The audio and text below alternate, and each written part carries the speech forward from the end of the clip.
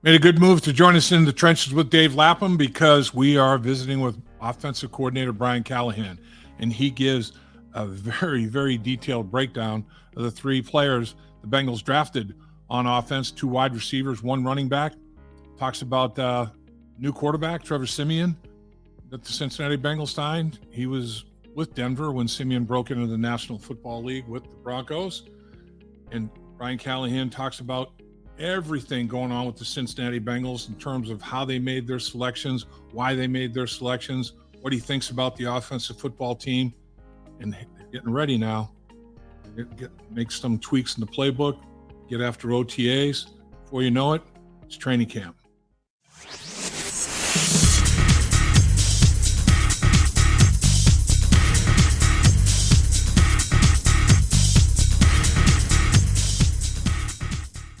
Thanks for taking the time to join us in the trenches with Dave Lapham, brought to you by First Star Logistics, as always, in our outstanding studios. And we have an outstanding guest. This is a friend of the show. I mean, he's done this many times, and every time he does it, I learn something. I learned football from a football lifer and a great guy, great coach, great player, Brian Callahan. Thanks for joining us, sir. Pleasure to be here. I don't know if I was a great player, Lab. You can so I'm sitting here in this chair coaching and not playing. Yeah, you played at quarterback, very important position, obviously, at a very, very high level at UCLA. So great player, great player. All right, so the draft. Everybody's fired up. You know, the NFL draft is an event, a 3-day event. It's an extravaganza. But I've been saying this for the last few days. In preparation for the draft, people that I talk to around the league that I've known for a long time, always try to get, kind of a league-wide perspective on some things. Every single one of them volunteered to me that, man, the Cincinnati Bengals, as a 53-man roster, are amongst the best in the NFL. I mean, it's like I heard first, I heard number 2, no lower than number 3 by quite a few people. So everybody had the Bengals projected 53-man roster before the draft as top 3 in the National Football League. That says a lot to what you guys have done over the past 2 or 3 years. Yeah, I mean, we feel like we have one of the best rosters in football. We felt that way going into the draft this year, and I think all we did was solidify that feeling for us. We added some really good players on defense. We added some guys on offense we think are going to add a lot of value to our team and be able to potentially help us on offense. And, I think Duke and Mike Potts and Steve Radicevic and Trey Brown and all those guys upstairs that put hours and hours into scouting these players have really helped put us in great position. And, we get involved in the process late. They've been doing it for a couple of months, and we jump in the last, probably 6 to 8 weeks of it. And I think we all have a great vision of what we want the players on our team to be like, what the traits we're looking for by position. And we know what we want. So it's a lot easier when you know what you're looking for. And those guys do a great job of setting the table. And, Duke's masterful. I wish everybody got to see Duke in the draft room on how well he stays to his evaluations. He's patient. It's just really impressive. Man, patience and ability to pivot if you have to pivot. I mean, all of that is there. It is interesting, though, like you talk about, put a lot of time, resources, effort into setting the board, and it basically is the draft Bible, right? I mean, it's like going to stay true to this bad boy right here all the way through. And there were probably instances where you could have gotten off the rails a little bit, but came right back and stayed on track on that board. Yeah, and I think that's what makes our process really good. Is we have a very thorough board stacking process. Mm-hmm. We talk through all the different scenarios, all the different players that could be available. We talk through all the potential trades, and these conversations all happen before the draft even starts. And so we have a really good feel and some anticipation of what might be available to us. And then obviously the draft starts and it goes all kinds of different directions. But I think what Duke does a great job of is he stays very, very disciplined in his approach, and we don't vary or stray too far from what our evaluations say and what our grades are on players. And when we get to certain spots, we try to take our highest graded player. And obviously you're trying to find positions that fit. You still have needs on your roster you're trying to fill as well. But, I think we just do a great job of being able to stack the board and stay disciplined in the process, and not panic and not reach for a player around early or not reach for a position that we shouldn't be picking at that particular spot. And I think it's just I think it's a well thought out process that we have here. And it's obviously led by Duke upstairs. So when you're staying true to the board, I mean, you can make your picks very, very quickly. And compared to other franchises, your picks were made pretty darn quickly. So all the conversation, all the differences in opinions and all those sort of things are hashed out long before during the process of the board being set. And those dialogues and conversations and disagreements, whatever, don't take place necessarily all that extensively on draft day. Take us through, though, a little bit of what some of those meetings are like, those conversations are like as you're setting your board, because I'm sure there's, everybody can't think exactly alike on everything. How does that evolve? How does it solve itself? What's the process there? Well, we get you're picking at 28 this year, so we try to find who we think the 28 best players are in the draft. And obviously, when we're not looking for a quarterback, you really try to take those guys out of the equation, because you assume that at least 2 or 3 of those guys were going to go. And so you try to stack the board without the quarterbacks in it on what the 28 top players look like. And you do your best to rank them in where you see it. 1, they're fit for us, and 2, where they might be in that ranking. And so obviously there's guys that we haven't ranked in the top 10 that we don't really anticipate being able to draft, but you still have the conversation. Let's say Peter Skoronski falls to 28. What do we do with him? If we draft him, where does he play? How do we fit him on the lineup? All those conversations go on, even though they're not likely scenarios. You still have all of them, which is how you end up with a guy like Miles Murphy, who we assumed would likely be gone well before we picked. And for whatever reason, teams took other players, and he was sitting there towards the end of the round for us, and we felt really good about that. But those are conversations that we have every possible scenario. What world of players are we picking from? What if we're picking from this set of 4 players, or what if it's this set of 4 players, and they're all guys that some maybe we had in the top 35 players, and so we're maybe reaching down into a pool of player that if we get to that spot, maybe we're going to try to trade back, or maybe we would be comfortable taking this player here because he hits us in a need and he's a really good player that we had high grades on. So all the conversations, it's endless. You talk about it for hours on all the different scenarios, and you just try to hash out what everything looks like for us at that pick. And then you end up with a consensus on who we'd be comfortable taking there. It's interesting. Everybody has different versions of which players in the first round they think are true first round value picks, and a lot of people, again, that I converse with, they couldn't come up with, 15, almost, now only 31 picks because one was forfeited this year, but half of the first round maybe were legit in a lot of people's estimation. These are the first round guys. And a lot of people had Murphy as, one of those 15 guys, and there he was at 28.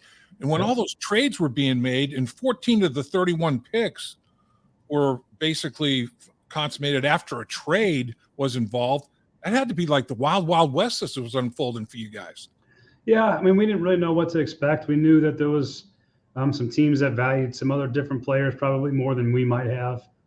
Particularly, there was some receivers that we weren't sure where they would go.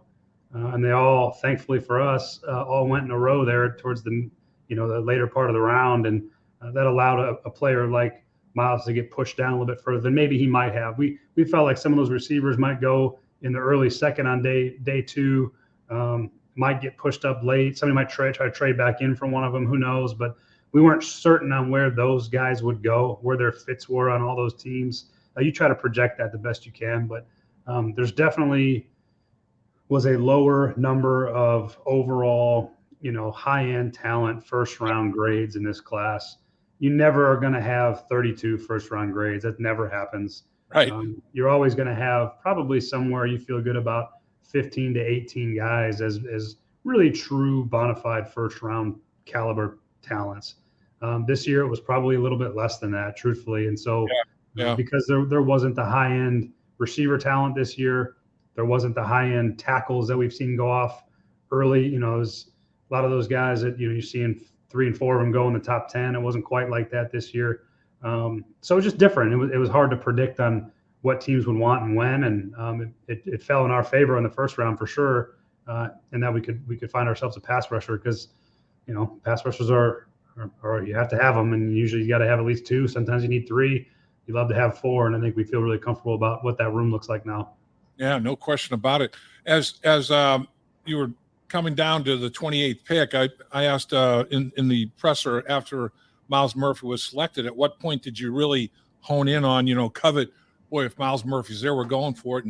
And the answer was like around 20. When from 20 on, it was like, man, it looks like we're going to be able to get Myles Murphy potentially here. And a lot of teams did reach out and ask about trading back, whatever, because Levis was there. Still, and then he ended up going right away in the second round. But getting that 5th year with a rookie quarterback, I'm sure a lot of teams were thinking about that, exploring that or whatever. So I'm sure you got some significant phone calls there, but just decided to stay with your guy, right? Yeah, I mean, the caliber of player that you're dropping off of. There was probably, by the time we picked, there was probably three players we felt really comfortable taking at our pick, and there was 1 or 2 guys that were falling a little bit further than we thought they might. Dalton Kincaid goes a little later than we thought he might. Yeah. Anton Harrison went maybe a little later than we thought he might have gone. Guys that we felt like were going to get picked, in the probably starting between 15 and 25. We thought that they would get picked. And so there were some guys that lingered. Deonte Banks went a little bit later than we thought. So some guys that went off the board late. But once we got to 20 and we saw the world of players that was available to us, there was only 8 picks, and we had X amount of players on our list that we liked and felt good about. That we didn't feel like moving back off of any one of those players. We felt their talent level was worthy of the pick, and decided to stay and pick instead of moving back. So day 1 ends. Day 2, go with defensive back Turner out of Michigan, Jordan Battle, safety out of Alabama. So the first 3 picks for the second year in a row are defensive picks. And start day 3. And it was the greatest thing in the world. Brian Callahan comes into the presser with a name tag on. Hi, my name is Brian Callahan. It's like I need to reintroduce myself here a little bit. It was classic, Coach. It was good stuff. Yeah, but you try to get a little levity there, have a little fun with it. Absolutely, it was awesome.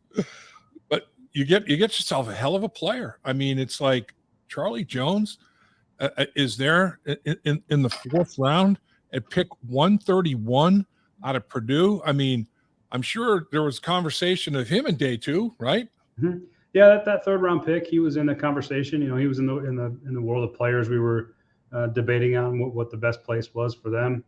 Obviously, we rolled the dice on seeing if he'd be be there around later, which turns out, thankfully, he was.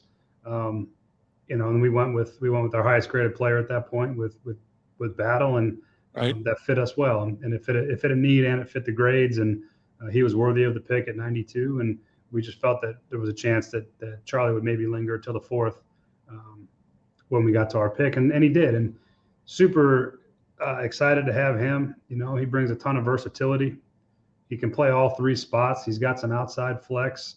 He can play inside. He's got great ability to separate at the top of his route. He's got really strong hands, and he was super productive. And on top of that, he has the ability to potentially return both punts and kicks. So you've added some versatility and some contribution, a path of contribution for him potentially early if he can win those jobs. And so, competition in the receiver room for that spot, and an ability to help in a lot of different places, which is, 4th round of the draft is what you're hoping for.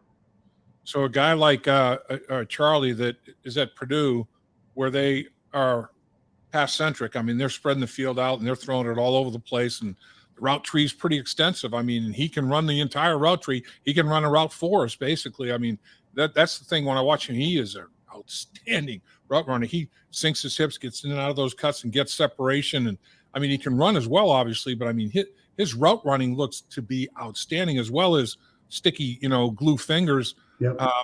I don't know. I mean, a comp.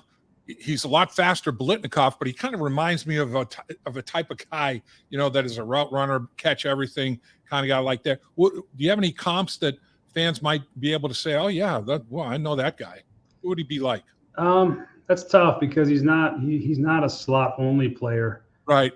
He's not like I wwouldn't compare him to the Edelmans and Welkers of the world. He's a little bit bigger than that side, height wise. He's a little bit more slender. He's, his weight's a little bit lower. He kind of reminds me, and then this because I was around him. He's got a little bit of Eric Decker in him.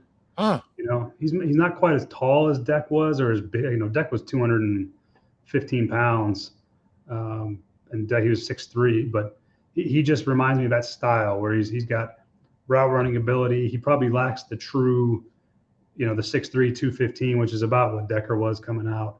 Right. To play, a full time on the outside as a starting outside receiver, but definitely has that route, his route running ability, his speed, his hands are all to me remind me of him a little bit.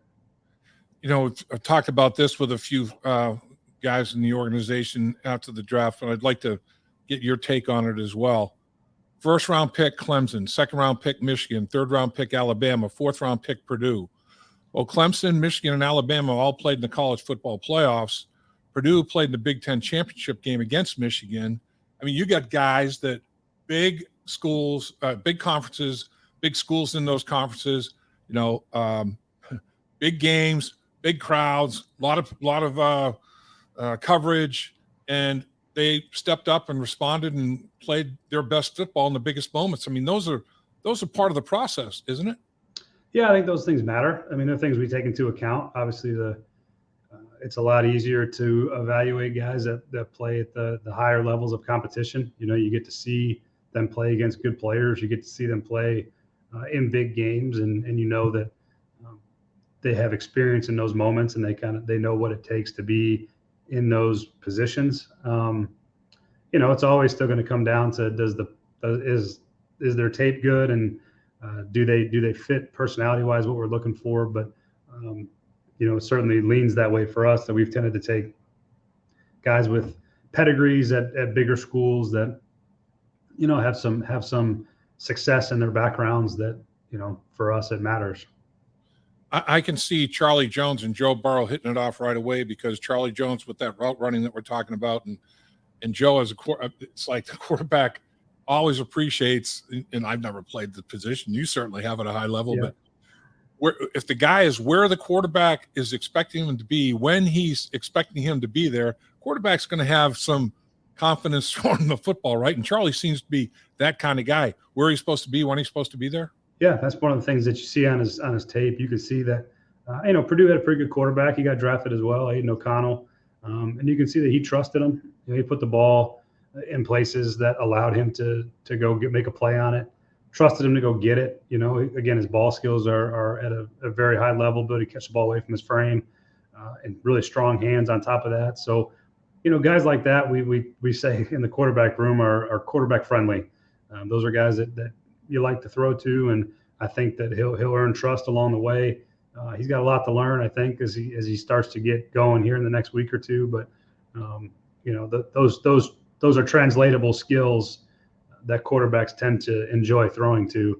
One, guys that are going to go catch the ball wherever they put it, and two, have awareness and some spatial awareness, and really can come out of breaks and understand where the ball is going to be and why it's got to be at a particular depth, and he's always going to be at that particular depth, and those landmarks on the field. So that's how you earn a quarterback's trust really quickly. Okay, so let's go to the next pick, running back. You did go offense 3 picks in a row, Coach, which was good. 131, 163, and in 206. So at 163, Chase Brown, running back, Illinois, workhorse, man. The dude definitely carried it a bunch, didn't he? Yeah, which is great. And 2 years of really high production. I think was just missed the leading the league in rushing, or leading the nation in rushing by a couple of yards, and came in second. On an Illinois team that fed him the ball quite a bit over a 2-year period.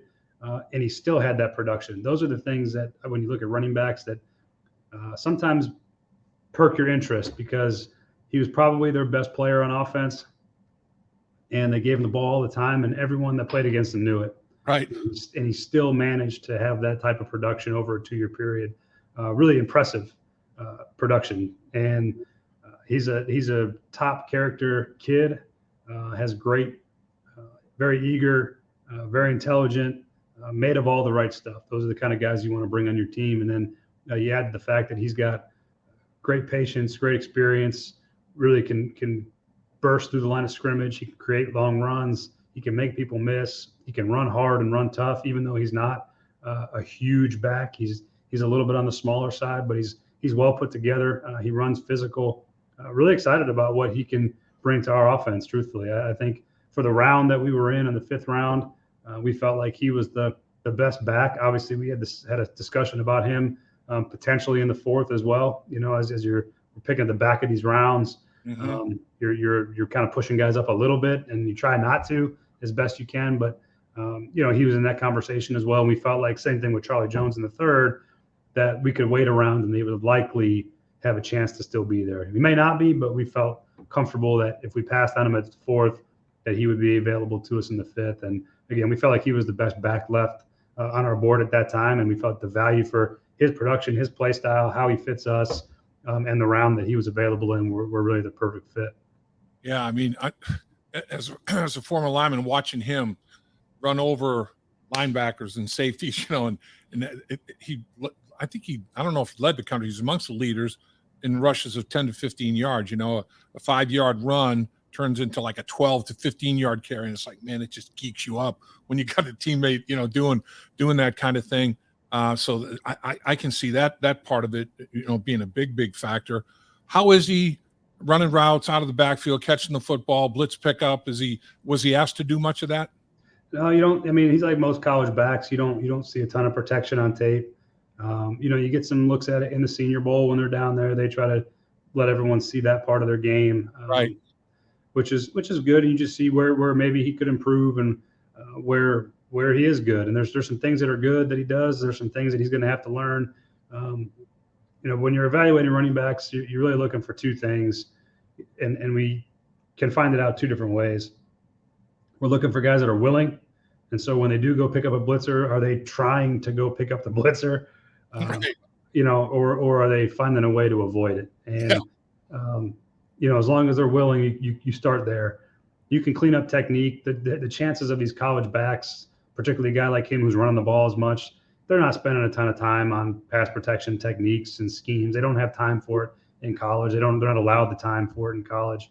And it's not as big a part of the college game as it is the pro game.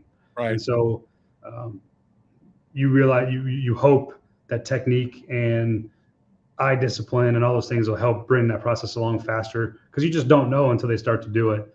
But the other proponent of it is, are they intelligent enough? Because the protection stuff is hard. It takes some recognition and it takes reps.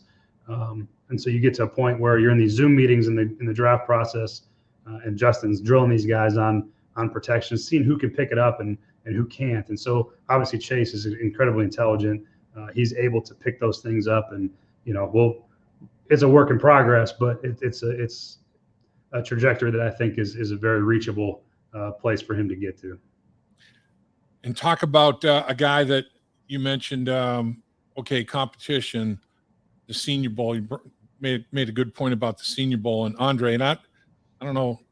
I'm struggling with Andrei's last name, so I don't want to butcher that, Coach. But receiver out of Princeton, Andrei. I think it's Iosivas.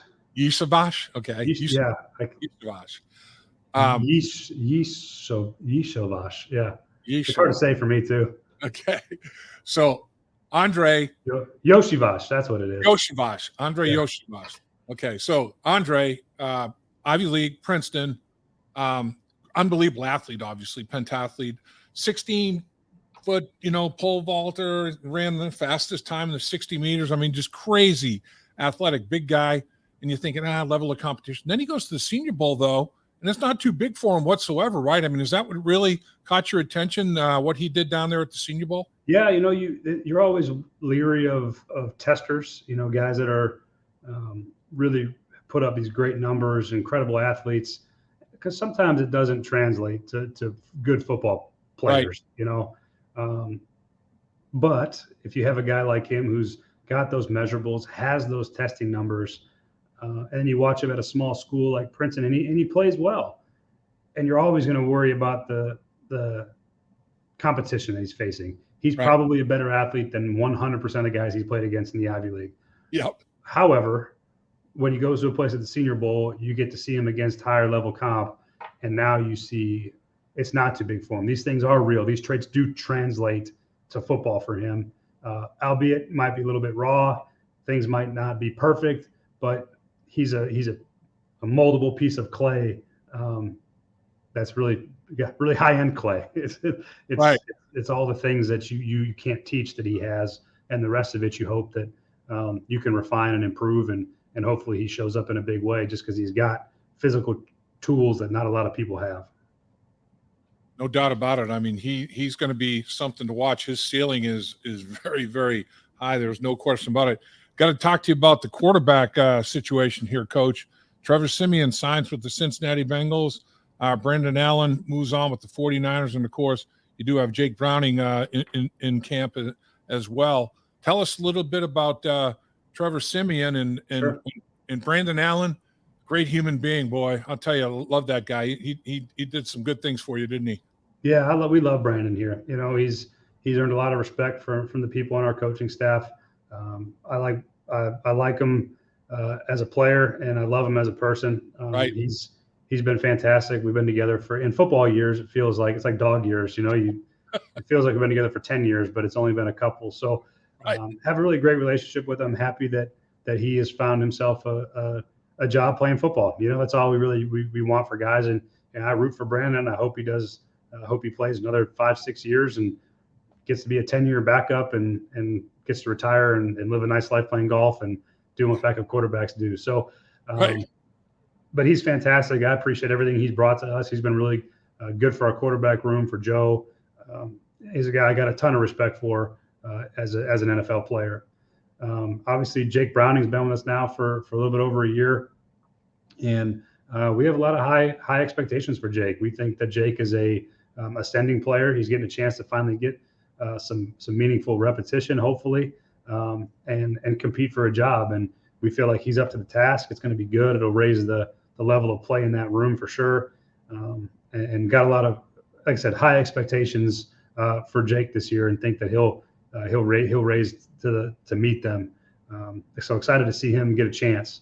And then Trevor, I was in Denver when we drafted Trevor in the 7th round. He was a great third quarterback for us for the last year I was there, and then took over as a starter. He was a guy that we felt like had talent.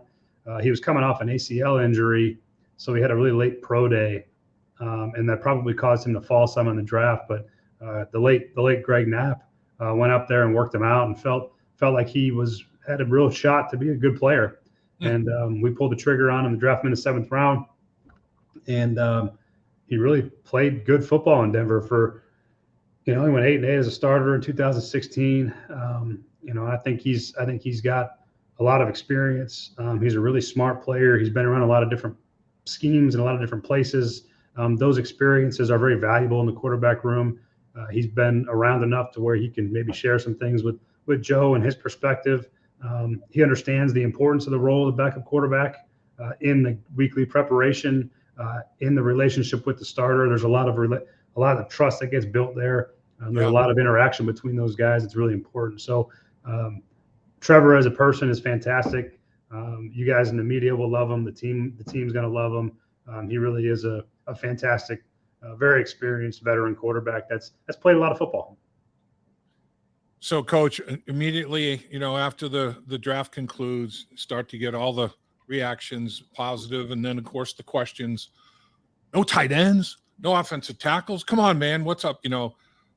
I'm looking at the roster. I'm seeing like 15 offensive linemen already on the roster. I mean, the offensive line has been addressed pretty darn well, and it's like you need to bring somebody in a later round who may not necessarily roster with guys that you already have, as opposed to building up more depth at another position group where you've got 15. I mean, and a lot of guys have some experience, have some traits. I mean, it's not just guys. There's some good football players in those 15 players. You can't keep them all.